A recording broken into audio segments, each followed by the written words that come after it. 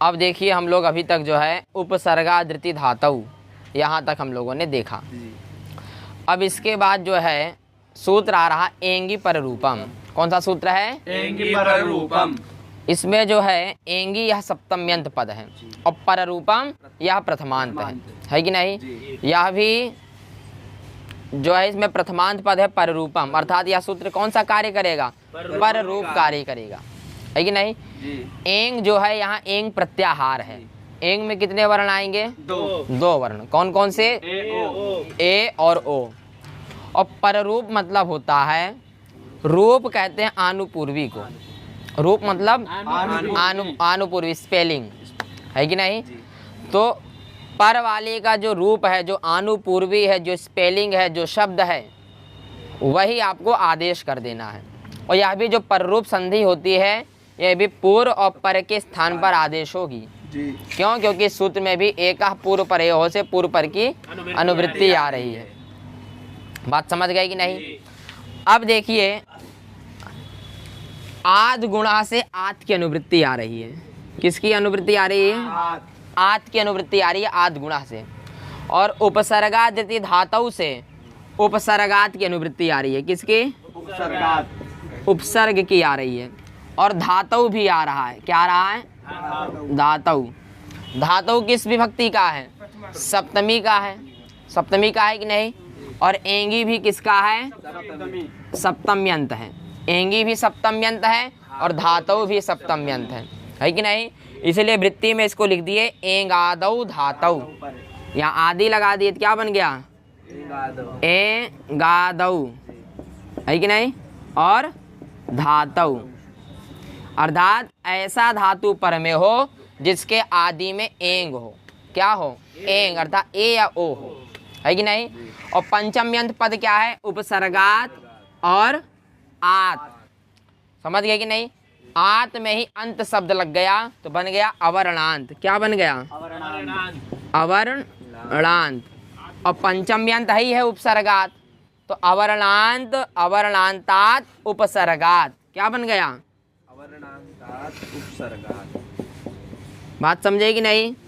अर्थात ऐसा उपसर्ग हो जिसके अंत में अवर्ण हो, और ऐसा धातु पर में हो जिसका आदि अक्षर ए अथवा ओ हो। यदि ऐसी स्थिति है तो पूर्व और पर के स्थान पर रूप आदेश होगा। पर वाला जो होगा वही दोनों के स्थान पर आपको आदेश करना है। जैसे वृद्धि दो के स्थान पर एक हो रही थी, वैसे पर रूप भी पूर्व और पर के स्थान पर क्या होगा? पर वाला जो है वही आदेश होगा। बात समझ गए कि नहीं? जैसे इसके उदाहरण में चलते हैं तो यह और स्पष्ट हो जाएगा। और इसकी वृत्ति देखें तो क्या लिख रहे हैं? अवर्णांतात उपसर्गात, क्या बोल रहे हैं? आदुपसर्गात एंगादौ धातु पर रूप मेकादेश स्यात्। तो बात समझ गए कि नहीं? तो इस सूत्र की वृत्ति क्या है? आदुपसर्गात एंगादौ धातु पर रूपम एकादेश स्यात्, अर्थात ऐसा अवर्ण हो। किसका अवर्ण हो? उपसर्ग का अवर्ण हो, है कि नहीं? और एंगादि धातु पर में है तो पूर्व पर के स्थान पर एक पर रूप आदेश होगा। जैसे हमने उदाहरण में लिया प्रा और ए जते लिया। बात समझे कि नहीं? अब ये देखिए एज धातु का अर्थ है कंपन। क्या अर्थ है? कंपन मतलब हिलना। तो हिलना क्रिया है कि नहीं? तो ये क्रिया को बतला रहा है एज शब्द। इसलिए भुवादेव धातुवा से इसकी धातु संज्ञा हो गई, क्योंकि क्रियावाची नहा है, इसलिए इसकी धातु संज्ञा हो गई। और धातु का योग किसके साथ में है? प्रा के साथ में। और जब प्रादियों का संबंध धातु के साथ में होता है तो इनका नाम क्या हो जाता है? उपसर्ग। तो ये उपसर्ग भी मिल गया कि नहीं हमको? और इसके अंत में आ है कि नहीं? प्रा की अनुपूर्वी क्या है? पा रा आ, है कि नहीं? अर्थात अंत में आ है। तो अवर्णांत उपसर्ग मिल गया कि नहीं? एंगादि धातु मिल गया कि नहीं? इसके आदि में ए है। तब क्या होगा? पूर्व और पर के स्थान पर जो पर है वही एक आदेश हो जाएगा। तो आ और ए के स्थान पर क्या आदेश हो गया? ए ही आदेश हो जाएगा जो पर में है। तो पा का आ चला गया, प्रा का, तो ये हलंत हो गया। ए के स्थान पर ए हो गया तो वो भी चला गया, तो इधर जते बना कि नहीं है? अब इसी को आप जोड़ देंगे तो क्या बन जाएगा? प्रे जते। इसे जोड़ देंगे प्रेजते बन जाएगा। कोई समस्या? ये पररूप संधि भी पूर्व और पर के स्थान पर ही होती है, इसको ध्यान रखिएगा, ठीक है। अब दूसरा उदाहरण क्या है? उप है और ओषति है, ठीक है, उप ओषति। अब देखिए ये भी ओष या धातु है कि नहीं? उष है, उसको गुण होके ओष हो गया है, अर्थात ये धातु है कि नहीं? और धातु का संबंध उप के साथ में ले, उप क्या है? उपसर्ग है, उपसर्ग है कि नहीं? तो इसके अंत में आ भी है कि नहीं? अवर्णांत उपसर्ग मिल गया। और धातु ओषति पूरा धातु है कि नहीं? धातु है कि नहीं? और इसका आदि अक्षर एंग में आता है, ओ आता है, आदि अक्षर एंग है, एंग आदि भी हो गया, अवर्णांत उपसर्ग भी हो गया। तो पूर्व और पर के स्थान पर क्या आदेश हो जाएगा? पर रूप। तो इस आ के पर में कौन है? ओ है, तो यहाँ क्या आदेश हो जाएगा? ओ आदेश हो जाएगा। बात समझ गए कि नहीं? तो इसके स्थान पर क्या आदेश हो गया? ओ आदेश हो गया। तो पा हलंत हो गया, उप, और इधर क्षति, ठीक है। अब इसी को मिला दोगे तो क्या बन जाएगा? उपोषति बन जाएगा कि नहीं? कोई समस्या इसमें नहीं। देखिए आत यह पंचम्यंत है, तो आत उपसर्गात है कि नहीं? इसीलिए हमने आ को पकड़ा, क्योंकि यहाँ पंचम्यंत से कह रहा है। और सप्तम्यंत किस में था? एंग में, है कि नहीं? कोई आपसे पूछे भाई आप पर से जो है शा को ले लीजिए, तो सा को नहीं ले सकते, क्योंकि सूत्र क्या कह रहा है? अवर्ण होना चाहिए, अवर्ण की बात कर रहा है। अवर्ण के पर में क्या होना चाहिए? एंग होना चाहिए। तो इसलिए यहाँ स्थानीय कौन होगा? अवर्ण और ओ, ये दोनों स्थानीय होंगे। पूर्व स्थानीय अवर्ण है और पर स्थानीय कौन है? ओ है। तो इन्हीं दो के स्थान पर रूप हो जाएगा। तो पर की अनुपूर्वी क्या है? ओ है, तो यहाँ हमने ओ पूरा ऐसे उतार दिया कि नहीं वैसे? तो यही क्या, कौन सी संधि है? पर रूप संधि। बात समझ गए? तो क्या बन गया? उपोषति बन जाएगा कि नहीं? कोई समस्या? अब देखिए अगला सूत्र आया टी संज्ञा करने वाला। टी की आवश्यकता क्यों पड़ गई? क्योंकि एक वार्तिक आ रहा है, शकंध्वादिषु पर रूपम वाच्यम, ये वार्तिक आ रहा है। तो उस वार्तिक में है सकंध्वादिषु टेहे पर रूपम वाच्यम, वहाँ टेहे कह रहा है, तो अर्थात टी को समझना होगा कि नहीं पहले। तो इसलिए टी संज्ञा करने वाला सूत्र आ गया अचोन्त्यादि टी। बात समझ गए कि नहीं? टी यह संज्ञा है और अचोन्त्यादि ये संज्ञी है। बात समझ गए कि नहीं? और जो संज्ञी होती है वही उद्देश्य होती है, और संज्ञा हमेशा विधेय होती है। ये ध्यान रखिएगा, संज्ञी हमेशा क्या होती है? उद्देश्य होती है, और संज्ञा हमेशा विधेय होता है। तो अचोन्त्यादिटी में टी उद्देश्य है कि विधेय है? विधेय, क्योंकि संज्ञा हमेशा विधेय होगा, ठीक। और उद्देश्य क्या है? अचोन्त्यादि। तो अचोन्त्यादि यह प्रथमांत है, और टी भी क्या है? प्रथमांत है। बात समझ गए? तो 6 में से यह कैसा सूत्र है? 6 संज्ञा च परिभाषा, इनमें यह कैसा सूत्र है? संज्ञा सूत्र है, अर्थात यह टी संज्ञा करेगा। अगर हम अचोन्त्यादि को समझ जाएंगे तो टी को अपने आप समझ जाएंगे। बात समझ गए? तो ये सूत्र टी नाम किसका रखेगा? अचोन्त्यादि का नाम ही टी रखेगा। तो अचोन्त्यादि में आप अच को जानते हो, अच मतलब स्वर, अंत भी जानते हो, अंत मतलब जो अंतिम वर्ण हो। यस्मात् पूर्वम अस्ति परम नास्ति, वही अंत्य होता है कि नहीं?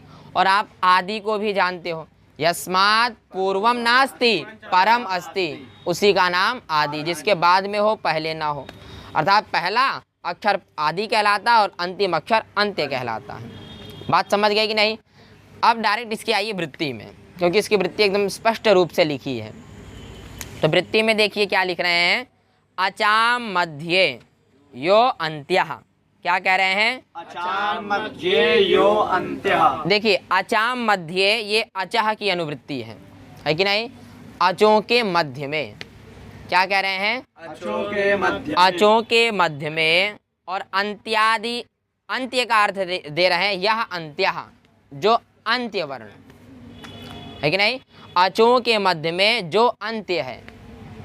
बात समझे कि नहीं? जी। अचे हो, एक अच नहीं, अचों, अचों के मध्य में जो अंत्य अच है कि नहीं?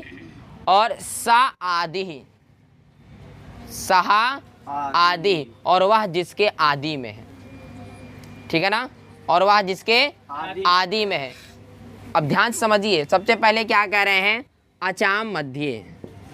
इसको थोड़ा ध्यान समझिए, अचाम मध्य मध्य अर्थात अचों के मध्य में। ये अच का अर्थ है, और अंत्य का अर्थ है यह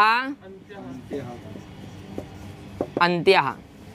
अचों के मध्य में जो अंत्य अच, समझे कि नहीं। और सह आदि है कि नहीं। और सह से यहाँ समुदाय समझना है। सह से क्या समझना है कि नहीं।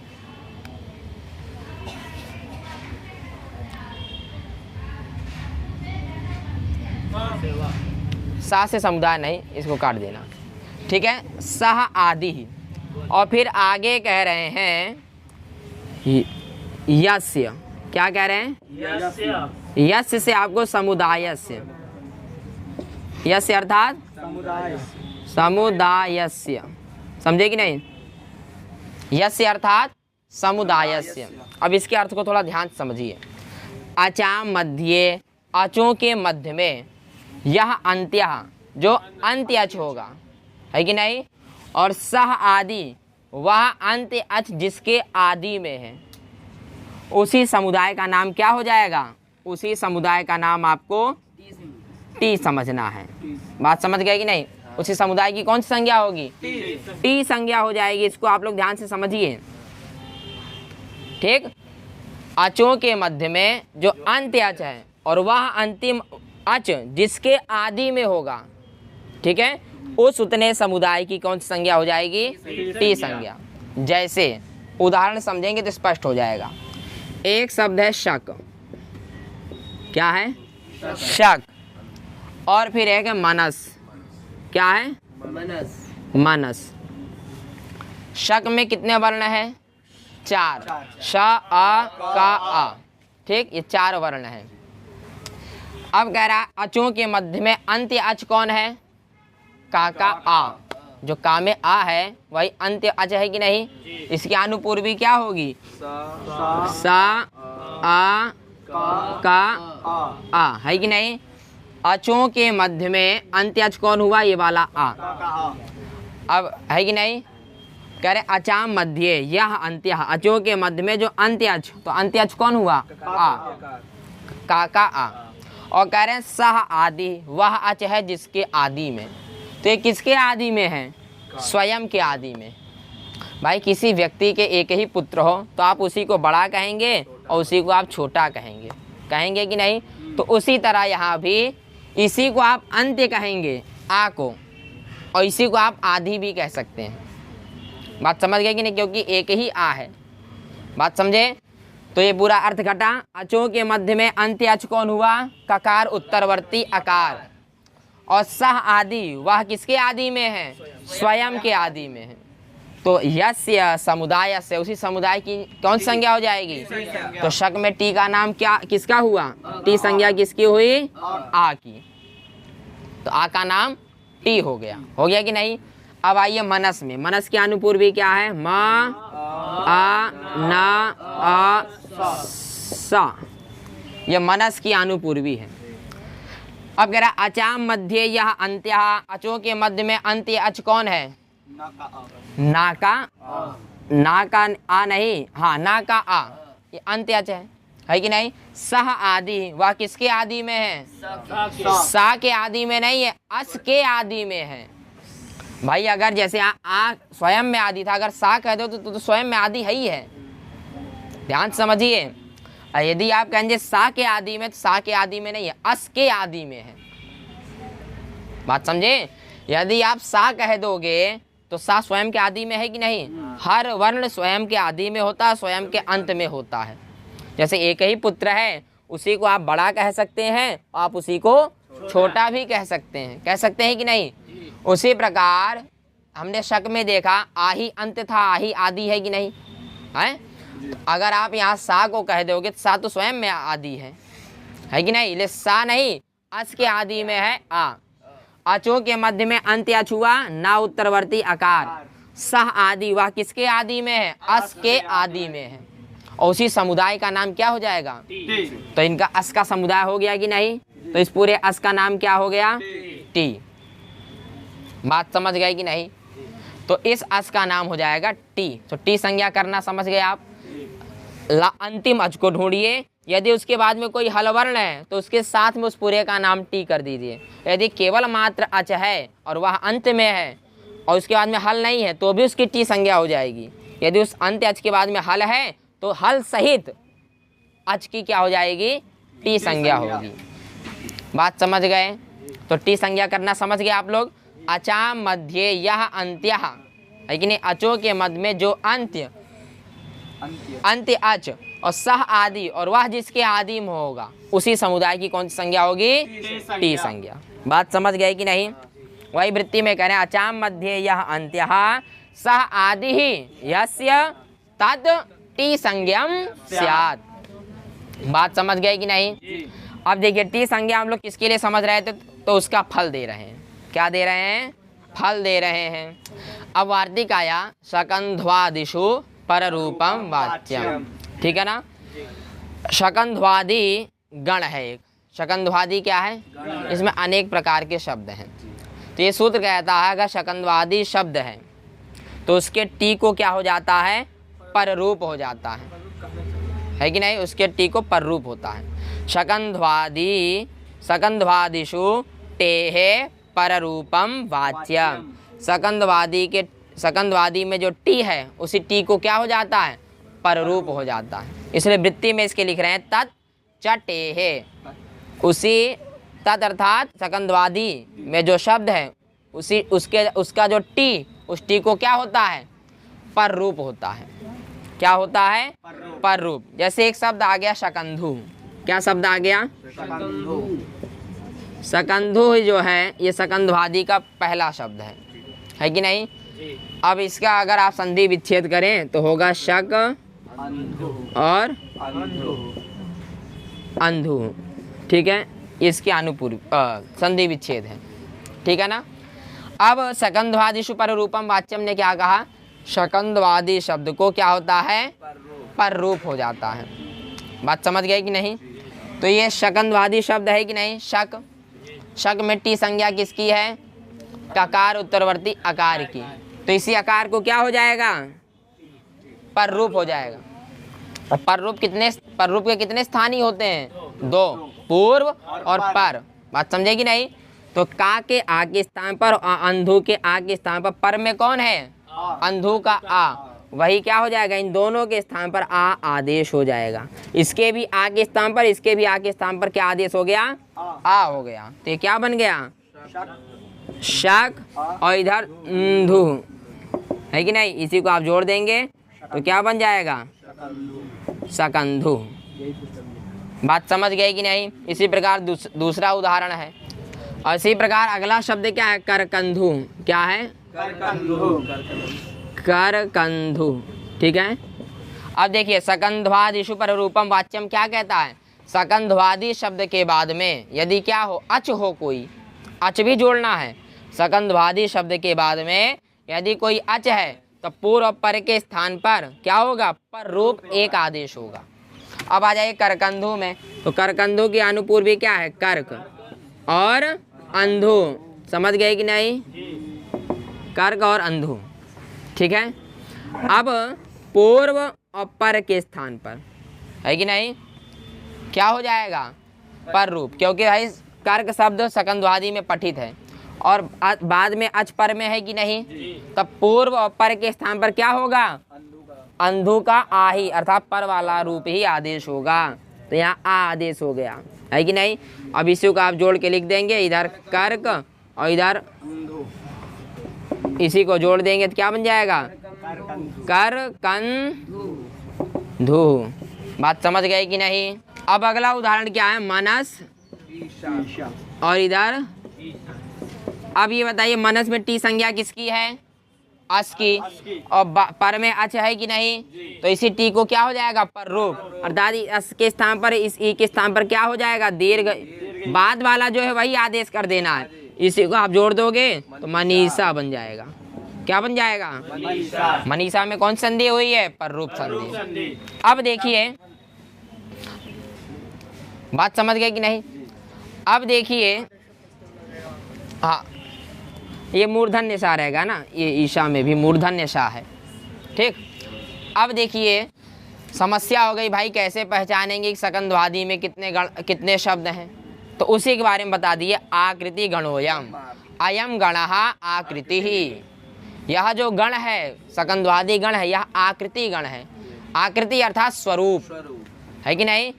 आप शब्दों के स्वरूप को देखिए, यदि वहाँ पर रूप संधि हुई है तो क्या समझिए, यह सकंधवादी शब्द है। अब इसका मतलब ये नहीं कि आप कहीं भी इसको लगा दो, इसको आप अपने मन से नहीं लगा सकते हो। आकृति का अर्थ ये नहीं स्वरूप देखा हर जगह लगा दिए, फिर तो आप बोलो विद्याधन आलया में सकंधवादी शब्द मान के हम पर रूप संधि कर दिए, ऐसा नहीं होगा। किसी प्रमाणित व्यक्ति ने अगर पर रूप किया है और इस वार्तिक को लगाया है तो आपको लगा देना है। बात समझे कि नहीं? आचार्य व्यवहारात, इसके द्वारा ही आपको आकृति गण को समझना है। बात समझ गए कि नहीं? अब इसी प्रकार एक आकृति गण का ही शब्द दे दिए और यह भी सकंधवादी शब्द ही है। क्या है? मारतंडा। अब देखिए अगला शब्द आया मारतंडा। क्या है? मारतंडा, ठीक है। मारतंडा की अनुपूर्वी संधि विच्छेद जो है ध्यान रखिएगा, मृत और अंडा, ठीक है। अब ये देखिए मृत मारतंडा में हमने देखा भाई, इस आकृति स्वरूप के द्वारा हमने देखा मारतंडा में पररूप संधि हुई है, ताकि आमे और अंडा के आमे, नहीं तो मारतांडा बनना चाहिए था, लेकिन बना क्या? पररूप हुआ है। तो इस टी के स्थान पर, टी कौन है? ता उत्तरवर्ती आकार, और पर में अच है कि नहीं? तो पूर्व पर के स्थान पर क्या आदेश हो जाएगा?